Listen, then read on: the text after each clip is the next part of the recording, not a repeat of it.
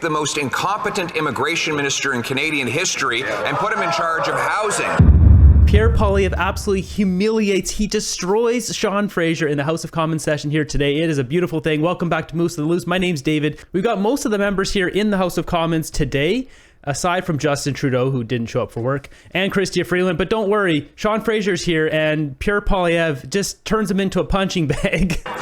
According to Scotiabank, the Prime Minister's deficits are adding 2 full percentage points extra in interest costs for the average family. That works out to about $6,000 for a modest mortgage of $300,000. $6,000 in extra mortgage payments from these deficits alone. Will they finally wake up to the fact that this NDP Liberal Prime Minister is not worth the cost? This is something I actually covered on my channel here maybe 3 or 4 weeks ago. I've got an entire math formula to quickly break it down, but yeah, it's right on the money. Mr. Speaker, the Leader of the Opposition seems to know the cost of everything but the value of absolutely nothing. Does he not see value in the measures that are building more homes in this country? Does he not see value in programs that are going to put food on the table for hungry kids through a school food program? He continues to oppose measures that are helping students with the cost of their education and the families with the cost of housing. Mr. Speaker, we will continue to put measures on the table to make life more affordable for middle-class Canadians and do right by a generation of young people who've been priced out of the housing market. It's a shame his policies would have the exact opposite effect. Hear, hear. The Honourable Leader of the Opposition. Mr. Speaker, we can't see the value of homes and food that don't exist after 8 years. They have a food program which after 8 years has no food, a affordable housing program which has doubled housing costs. They're not worth the cost, and now their deficits are driving up the interest obligations for the average family. For a family with a $500,000 mortgage, deficits are adding $10,000 in additional interest payments per year. When will they realize that after 8 years, this NDP Liberal Prime Minister is not worth the cost? It's outrageous. The Honourable Minister for Housing, Infrastructure and Communities. Mr. Speaker, he wants to talk about homes that don't exist. Perhaps we should look at the 800,000 affordable housing units that were lost while he was housing minister. Perhaps we should examine the fact that while he was minister, 0 new apartments were supported by the federal government and a total of only 6 affordable housing units nationwide. Now, he likes to talk a big game, but let's look at the plan he's putting on the table. He wants to raise taxes on home construction and cut funding for the cities that are making it easier to build home. We've advanced programs that are not just going to build more homes, but allow people to save up more money with their down payment and reduce their monthly mortgage costs when they go to join the housing market for the first. Excusez-moi. Excuse me. I understand that there was a problem with interpretation. To French, do we have it working now? Can anybody give me a signal? There's a simple malfunction here of the English to French, and they're going to go back to Sean Fraser. Just look at his tie. It's as stiff as a board, just like him. Mr. Speaker, the Honourable Member wants to talk about homes that don't exist. Let's talk about the 800,000 affordable housing units that were lost when he was last in government. Let's talk about the fact that when he was actually housing minister, he got 0 apartments built with the support of the federal government. Let's look at the fact that across the entire country, he was able to get a total of only 6 affordable housing units built. Mr. Speaker, he talks a big game, but he does literally nothing for the people who need to get into the housing market. We've got new measures that help people who are renting now, and measures that will make it easier to save up for a down payment and to reduce your monthly mortgage costs if you want to own a home in this country. This guy's so full of crap. He's done nothing for Canada but hurt us. More proof this NDP Liberal Prime Minister is not worth the cost is that he picked the most incompetent immigration minister in Canadian history and put him in charge of housing. The guy who lost track of 1 million people, who's blamed by his fellow cabinet colleagues for causing the housing crisis, and who presides over the most expensive housing market in Canadian history. When I was minister, the average rent was $950, and we built hundreds of thousands of units at that affordable price. So why won't he learn from our smashing success in 2015 in keeping costs low by axing the tax and building the home? Yeah. Mr. Speaker, now at the time they expressed opposition to our plan to welcome 40,000 Afghan refugees who fought alongside the Canadian Armed Forces. They seem still to have problems with the fact that we opened our doors to vulnerable Ukrainians. But let's actually focus on the housing issue right now, Mr. Speaker. He talks a big game about housing, but he plans to raise taxes. This guy can't take him serious. This entire question, Frank, they echoed his whole question. Order. Sean Fraser's such a loser. The Honourable Order. I'm going to ask all members on all sides of the House to please, I'll ask the Honourable Member from Milton. Now children. Come on, Fergus. No one respects you, man. You don't have control of the room, dude. This is so goofy, man. Colleagues. Colleagues. Colleagues. It's a chalet. It's not a cottage. Mr. Speaker, they get antsy when they're confronted with their actual record. Let's take a look at what he got done. Only 6 affordable housing units across the entire country. Lost 800,000 more. 0 new apartments. Now he wants to raise taxes on home building and cut funding for the communities who are getting them built. Dude, no one's buying it, Sean Fraser. Seriously, man. While the finance minister is out buying new budget shoes today, she should drop by a Toronto food bank where 1 in 10 Torontonians are having to use their services after 8 years of her government. Tomorrow's expensive photo op budget will only confirm why interest rates are staying higher for longer and why Canadians can't afford to eat, heat, and house themselves. After 8 years of this Liberal NDP government, they are not worth the cost of housing. Will this Liberal NDP government listen to Conservatives, cap spending, bring in a dollar for dollar law to bring down inflation and interest rates so Canadians don't lose their homes? Of course they won't do that. Honourable Minister. Thank you, Mr. Speaker. Maybe the honourable member opposite needs to take a look at what is announced earlier this month and the month before, which is that inflation in Canada is below 3% for the second month in a row. Mr. Speaker, AAA debt rating for this country, one of the very few countries in the world to have that. Mr. Speaker, lowest debt to GDP ratio. Now, while that party is all doom and gloom, we are here working every day for Canadians on a school food program, on a Canada Child benefit, on making sure that we have $10 childcare across the country. Mr. Speaker, we're working for Canadians each and every day. Yeah. Working doing nothing. Member from Calgary Forest Lawn. With answers like that, he'll make a great high-priced Liberal consultant after the next election who's not worth the cost.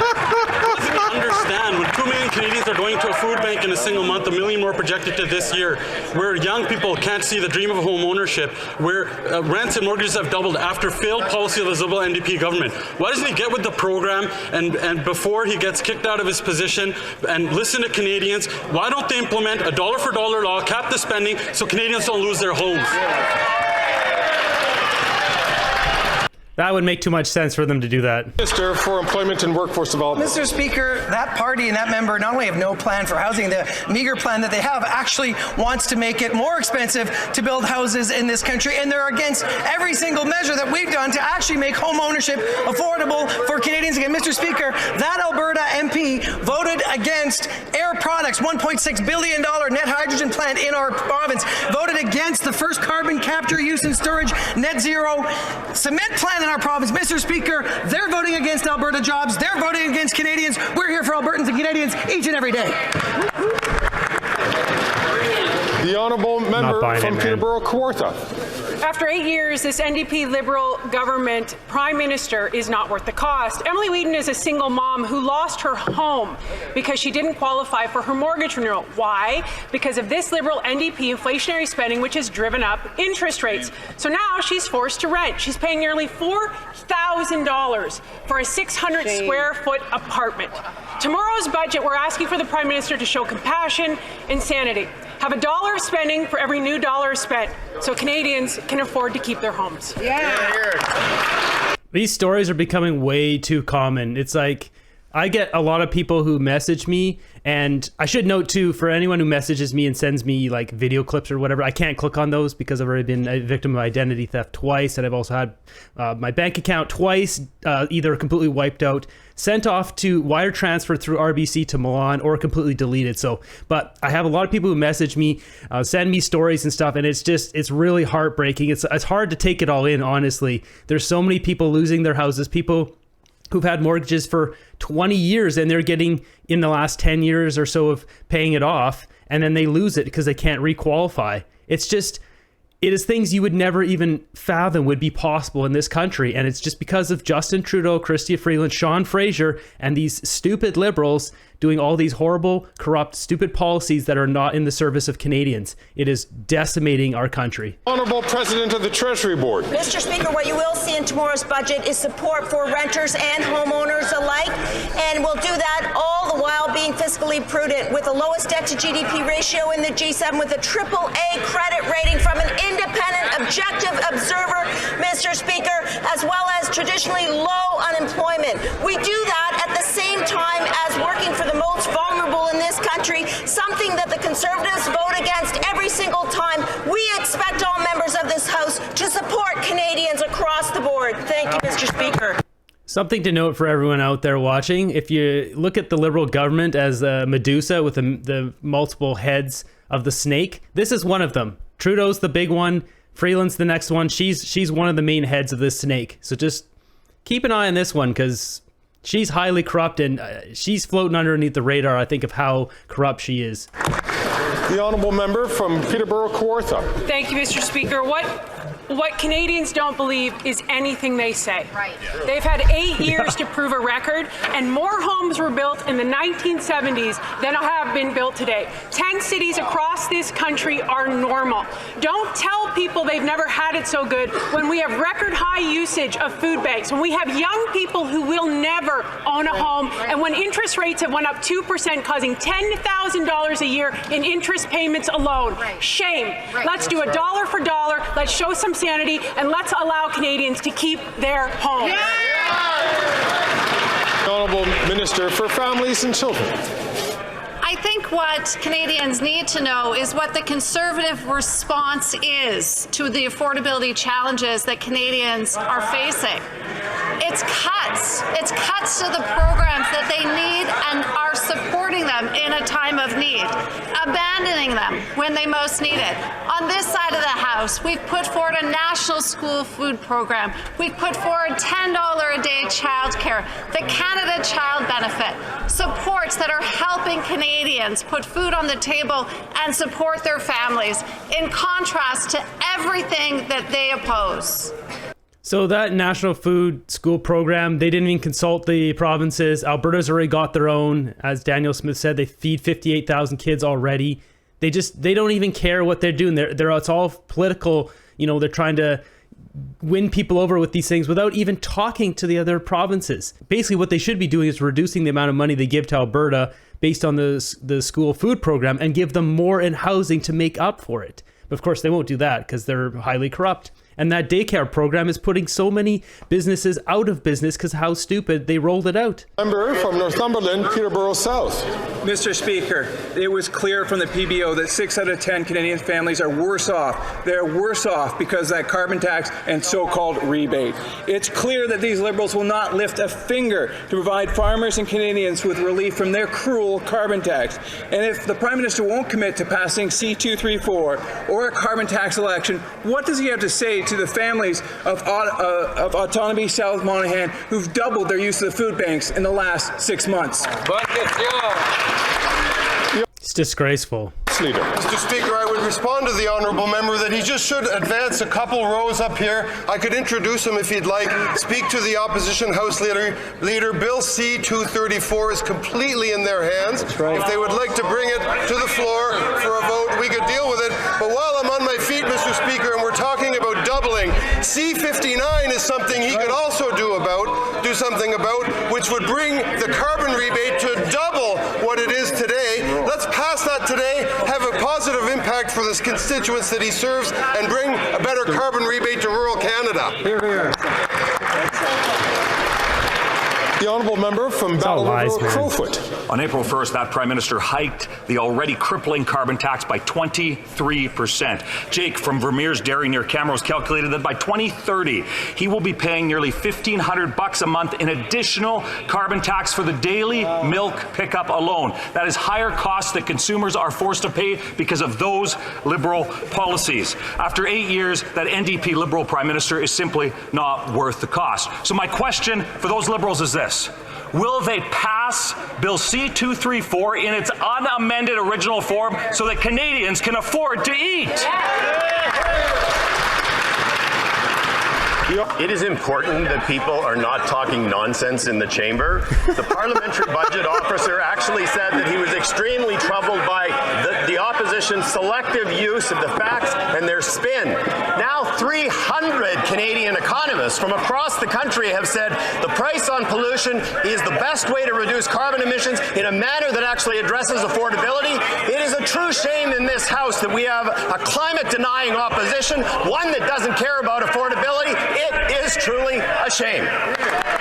This is coming from the government who's put more people on the streets than any prime minister, any government in Canadian history. Wilkinson, buddy, just go walk down the streets. It doesn't matter which city you go into now. There's tents everywhere. Bonehead. Mr. Speaker, while grocery CEOs make record profits, students are having to turn to campus food banks to eat. When I spoke with Carleton University students, they told me food bank usage is on the rise, up 140% on campuses across the country. Students should be focused on studying for exams, not on starving. In this year's budget, will the Liberals finally put a stop to grocery CEO price gouging that's forcing students to turn to food banks? The Honourable Minister for Innovation. Mr. Speaker, I'd like to thank my colleague for her question, but it seems that she's been missing on some of the great announcements we've been doing for the last 2 weeks, Mr. Speaker, explaining Canadians how we're going to help them. Mr. Speaker, we just announced a national food school program, Mr. Speaker. This is going to be helping more than 400,000 kids in this country because we understand, Mr. Speaker, something that the Conservative can never understand. They repeat the same thing for 8 years. Confident nation invest in their people. Confident nations invest in their kids. Confident nations invest in their workers, Mr. Speaker. On this side of the House, we know that every day is a good day to fight for Canadians. That's what we're going to be doing. We will take no lessons. This guy just said they're investing in a national food school program when she just said university students can't afford to eat. Dude, your program doesn't cover university students.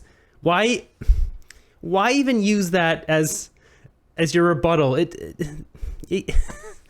I'm at a loss for words here. There you have it. Sean Fraser getting blasted by Pierre Poilievre. Just he did not hold back. Sean Fraser was putting on his big boy pants today. He was trying to really shake his finger there like he's one of Charlie's Angels, and just it didn't work. I mean, when you have the worst track record in Canadian history on housing, how do you expect that you could just go in there and shake your finger and put your hands on your hips and seem like anyone's going to take you serious? I mean, Sean Fraser, man, you're a disaster to this country. I've said it numerous times. You're an absolute disaster. If we put a pineapple in your chair, we would be better off. Just put a pineapple there and just go somewhere else. We would be better off. I love seeing Pierre Poilievre just demolish these loser Liberals. Let me know in the comments down below what you guys are feeling about this. And let me know what you think tomorrow is going to bring with the budget announcement. Do you think they're going to be putting on a higher capital gains? Do you think they're going to be putting on what some people are saying, a tax on capital gains on a primary residence sale of homes? That would... that would probably bring about riots in the street. So we'll see what they decide. They say it's going to benefit renters and the middle class. So they're going to be taxing something. Stay tuned tomorrow and we'll find out. Until then, subscribe and hit the thumbs up. Turn on the bell notification if you feel so inclined. We'll keep fighting for freedom, and I'll see you guys in the next one.